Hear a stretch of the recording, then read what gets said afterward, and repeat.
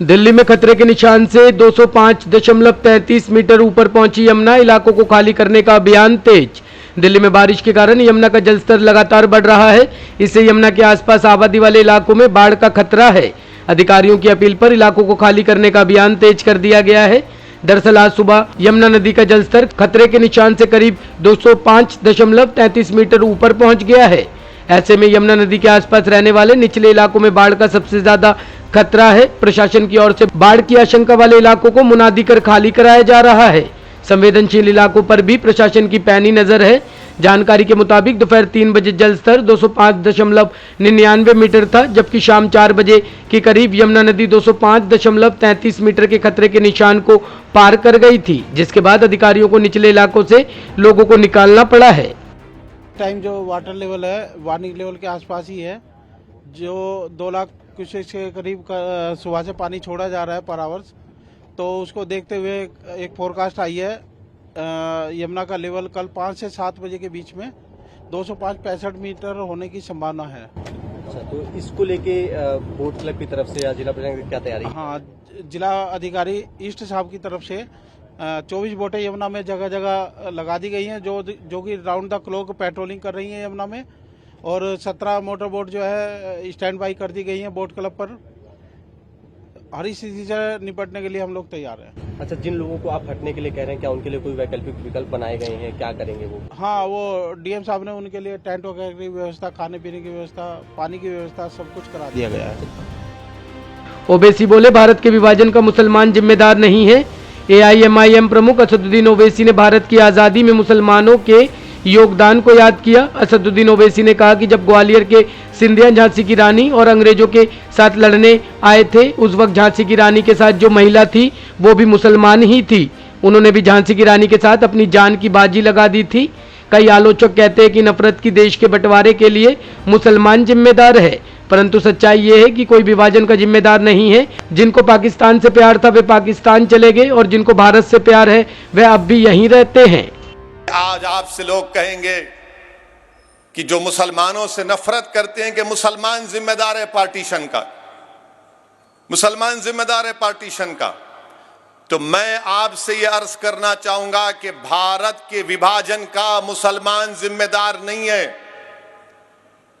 ये जो मुसलमानों से नफरत करते वो आपसे बोलेंगे, नहीं नहीं ओवैसी, क्या तुम गलत कह रहे हो? क्या उस वक्त सेंट्रल असेंबली माने उस वक्त की पार्लियामेंट में 102 सीट थी, 30 रिजर्व थी मुसलमानों की, 30 के 30 मुस्लिम लीग जीत गई। तो बोलेंगे ओवैसी झूठ बोल रहा। मगर आपको ये हरगिज नहीं बोलेंगे कि 1945 और 46 में जो इलेक्शन हुआ था उसमें वोट डालने का हक सबको नहीं था। जैसा आज जो 18 साल का हो जाके वोट डाल सकता है, उस जमाने में वोट डालने का इख्तियार सिर्फ उन्हीं को था जो इनकम टैक्स देते, जो नवाब थे, जो जमींदार थे, जो पढ़े लिखे थे, उन्हीं को वोट डालने का इख्तियार था। बाकी आम मुसलमान को वोट डालने का इख्तियार नहीं था। तो ये मुसलमानों से नफरत करने वाले आधी सच्चाई को बयान करते, आधी सच्चाई को बयान करते। मिसाल के तौर पर उस वक्त के बिहार में जब ये इलेक्शन हुआ तो सिर्फ 7% 7% लोग वोट डाले और बोलते मुसलमान पार्टीशन का जिम्मेदार है। हम जिम्मेदार नहीं है पार्टीशन के। जिनको पाकिस्तान से मोहब्बत थी वो पाकिस्तान भाग गए, जिनको भारत से मोहब्बत थी वो आज भी हैं और कल भी रहेंगे और सुबह क़यामत तक रहेंगे इंशाअल्लाह ताला। मगर पार्टीशन का जिम्मेदार, और अगर कोई ज्यादा इल्म चाहता है तो मैं कहूंगा कि ग्रैनविल, ऑस्टिन ग्रैनविल एक बहुत बड़ा कॉन्स्टिट्यूशन का एक्सपर्ट है, उसकी किताब है Indian constitution, Oxford university press में छपी गई। सफ़े नंबर 12 और 13 पढ़ लो, जो मैं कह रहा हूं सच है या झूठ मालूम हो जाएगा। अब जिसके पास डिग्री नहीं है वो नहीं पढ़ सकता, आपको मालूम। जो एंटायर पॉलिटिकल साइंस की डिग्री है वो तो नहीं पढ़ेंगे। तो ग्रैनविल ऑस्टिन की किताब है, आप पढ़ लीजिए। और 1935 का कानून है, 6 शेड्यूल, पार्टीशन का जिम्मेदार मुसलमान है। अब देखो 15 अगस्त 7 ही शुरू हुआ था, टीवी पर कोई बोलता अरे भारत का विभाजन हुआ, भारत का विभाजन जिम्मेदार मुसलमान नहीं है। अच्छा, दूसरी तारीख आपके सामने बयान कर रहा हूं कि जब कांग्रेस ने मंजूर किया भारत के विभाजन को, पार्टीशन को, तो कांग्रेस के उस इजलास में उस पार्टीशन के प्लान को किसने पेश किया? उनका नाम जीबी पंत था। पार्टीशन के प्लान को पेश किया और फिर उसको सेकंड किसने किया? मौलाना आजाद ने। उसकी मुखालिफत कौन किया? मौलाना हिफ्जुर रहमान ने।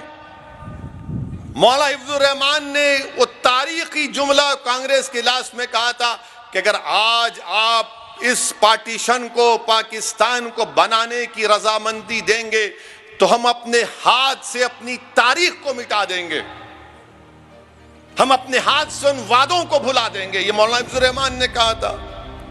मगर आप बोलते हम जिम्मेदार, मुसलमान जिम्मेदार नहीं है। ब्यूरो रिपोर्ट, टीम तफ्तीश न्यूज।